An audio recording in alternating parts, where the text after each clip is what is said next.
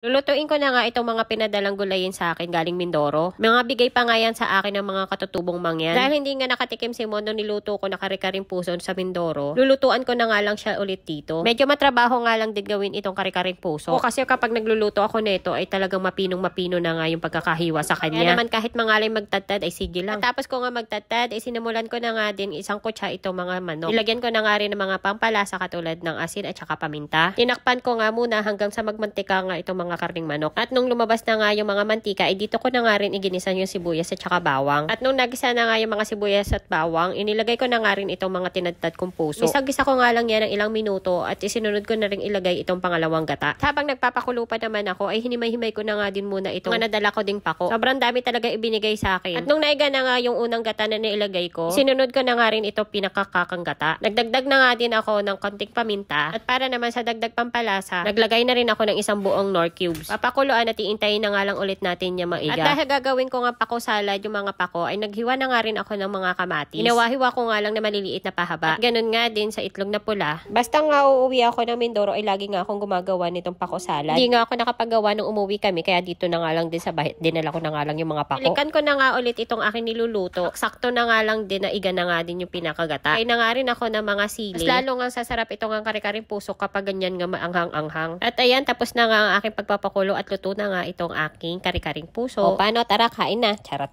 Hinalbusan ko na nga din itong mga dahon nga ng pako. Isang minuto ko nga lang yung pinakuluan dyan sa tubig. At hinango ko na nga din agad at pinalamig. At nung malamig na nga, inilagay ko na nga rin itong mga sangkap. Una ko na nga nilagay ay yung mga kamatis. Sinunod ko na nga ding ilagay ay yung itlog na pula. Naglagay na nga rin ako ng ilang pirasong kalamansi, tsaka isang kurot na asin at tsaka paminta. Pagkatapos nga mailagay lahat ay halu-haluin lang ng ayos at okay na nga yung ating pako salad.